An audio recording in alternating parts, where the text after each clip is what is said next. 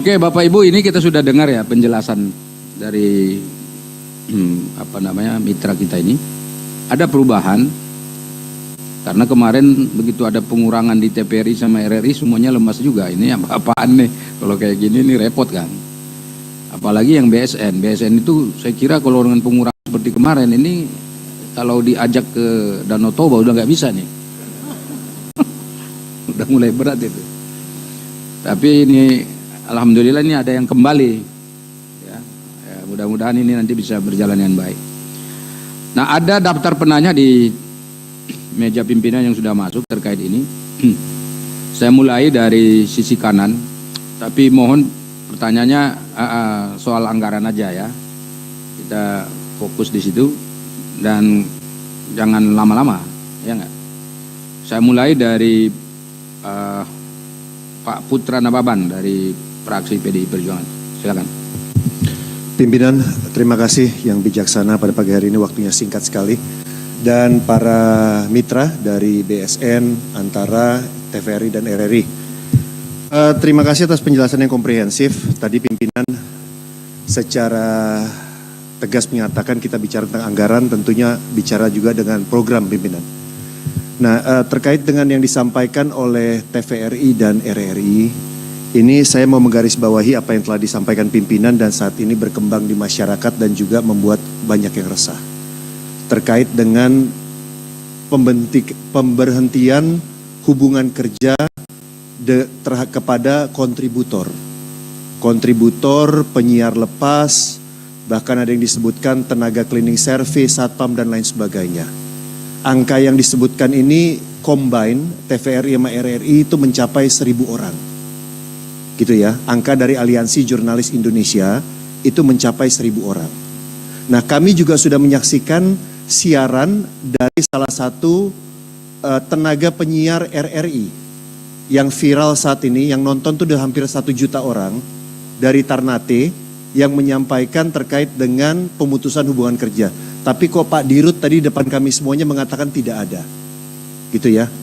Pak Dirut mengatakan tidak ada sementara ini udah viral kemana-mana. Nah, jadi ini kita perlu klarifikasi.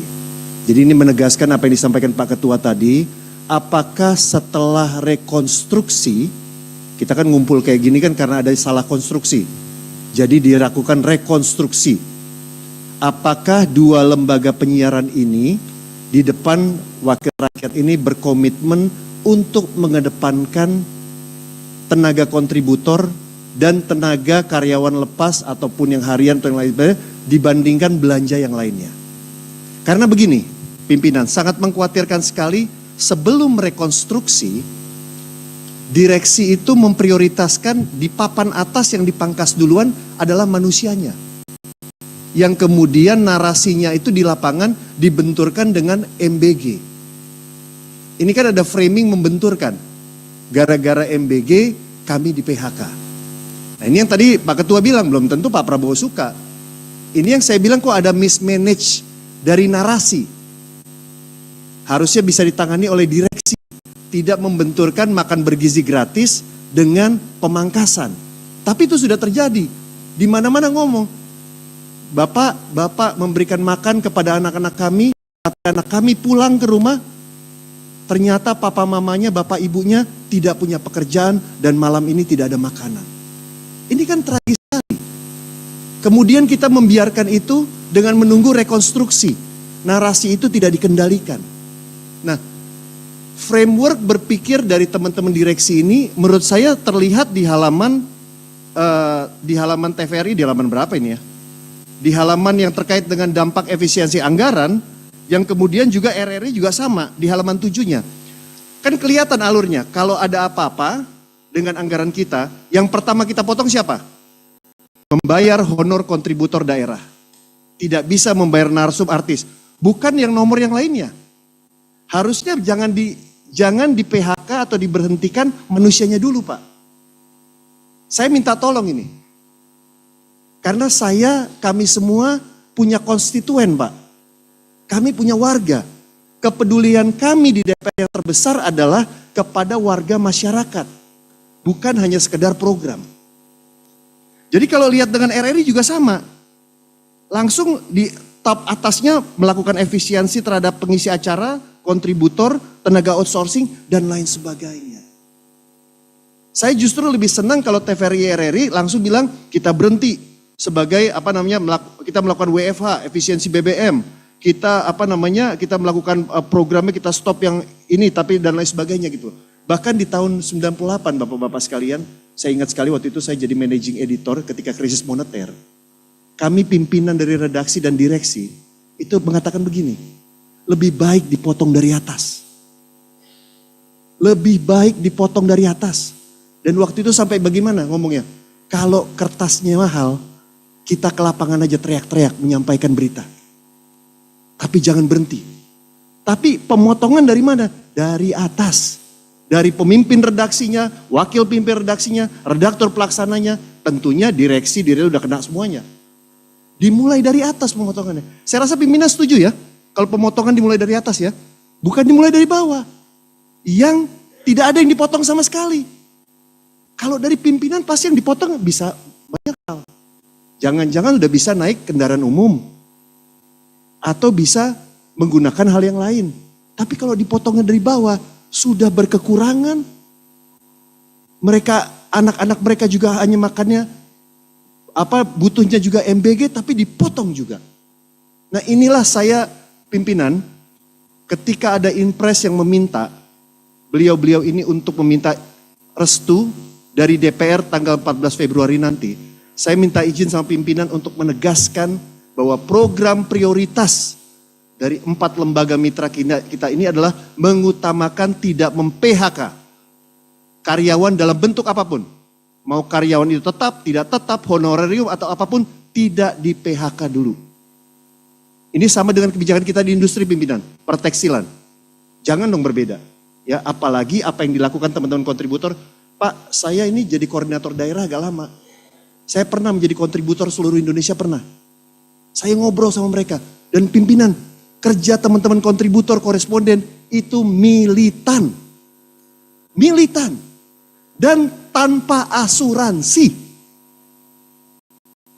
Itu kerja mereka, saya tahu persis.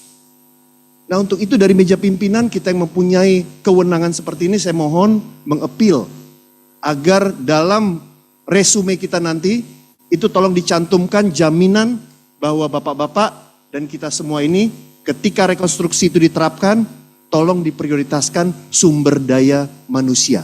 Dalam bentuk apapun kerjasama mereka dengan TVRI, RRI, Antara dan lain sebagainya. Itu pimpinan yang bisa sampai sampaikan keberpihakan kita kepada warga masyarakat. Terima kasih. Wassalamualaikum warahmatullahi wabarakatuh. Merdeka. Hari kemarin memang di Rut TVRI sama RRI itu WA saya nih. Klarifikasi. Saya bilang kalau ke saya nggak perlu.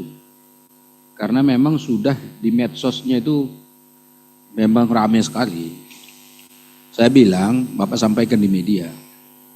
Barulah saya lihat di Rut TVRI bicara di Antara kuasa.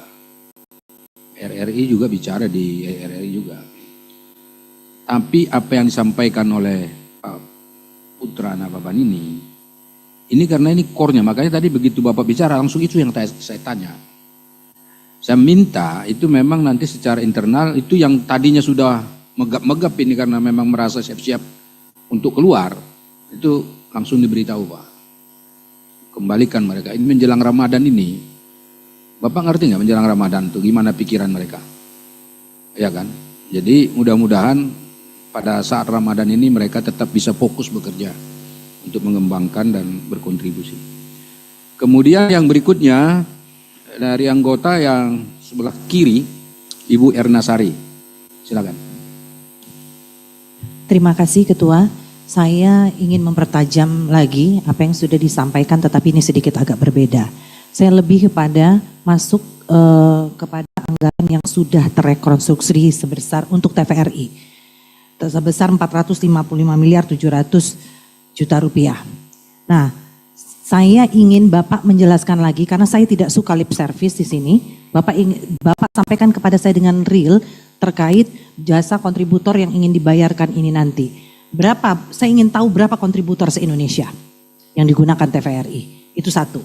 Yang kedua, berapa perkiraan anggaran untuk bisa membayar gaji kontributor itu. Setahun, Itu benar. Karena saya sudah mendapat langsung dari para kontributor, saya duduk di sini Pak, bukan hanya sebagai wakil rakyat, bukan hanya sebagai mitra kerja Bapak Ibu sekalian, tetapi saya juga jurnalis. Saya mantan penyiar TVRI yang saya tahu sekali bagaimana penderitaan mereka. Kecil gajinya Pak, sangat kecil, di bawah UMR dari dulu sampai sekarang. Dan kontributor sekarang setelah kena efisiensi, kalau dulu ngirimin satu berita itu dapatnya 100.000, sekarang 50.000 Pak. Dapat apa? Bawa uang dulu 3 juta, sekarang bawa uang 1 juta. Mungkin bagi kita di ruangan ini 1 juta gak berarti, tapi bagi mereka berarti untuk ngasih anaknya makan di rumah, untuk pendidikan anaknya. Jadi saya sepakat sekali, saya rasa pimpinan dan seluruh Komisi 7 sepakat tidak ada PPHK-an. Baik itu, kemarin saya langsung konfirmasi dengan Pak Dirut TVRI, Pak Dirut juga mengatakan dan Pak Dirut sendiri mengatakan memang sudah ada PPHK-an cleaning service, satpam dan Bapak juga mengatakan bahwa oh iya ini karena karyawan lepas kontributor. Tetapi kita ini Pak, kita kembali lagi dalam frame besar efisiensi. Efisiensi ini bukan bicara soal hanya pemotongan angka, bukan kita bicara soal kita merapikan, memanajemeni tabel anggaran, bukan itu Pak. Efisiensi ini bagaimana pekerjaannya menjadi efektif dan efisien. Yang tadinya kelebihan tidak efisien maka dijadikan efisien. Jadi juga jangan salah kemudian kita efisiensi semuanya diketatkan akhirnya sampai ada isu-isu, bukan isu, ini kejadian nyata yang menyedihkan gitu loh. Yang saya sudah dengar. Dan saya ingin Bapak memastikan kepada kita semua berapa porsi anggaran untuk mereka membayar kontributor ini. Jangan sampai nanti ini hanya lip service saja kemudian kita di luar pantauan kita.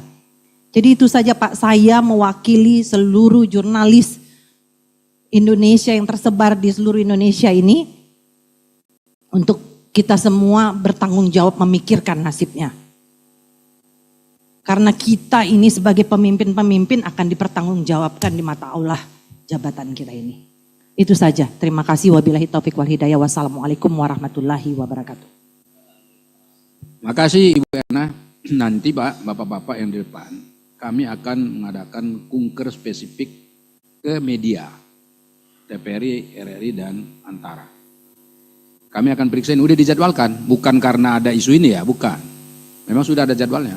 Jadi nanti kami akan datang, kami akan beritahu Bapak-Bapak ini semua. Tapi daerahnya belum kami kasih tahu. Ya enggak, kami nanti akan periksa ini. Ya kan kita akan tanya, ada enggak memang siapapun orangnya enggak boleh dipecat, enggak boleh di PHK. Karena anggarannya kan sudah kembali dan sudah diperingatkan oleh Kementerian Keuangan, pokoknya pekerja jangan ada yang jadi korban. Itu Bu Erna. Jadi keluhan Ibu sudah langsung kita tangani. Berikutnya sebelah kanan Bapak Erik Hermawan dari fraksi Partai Golkar.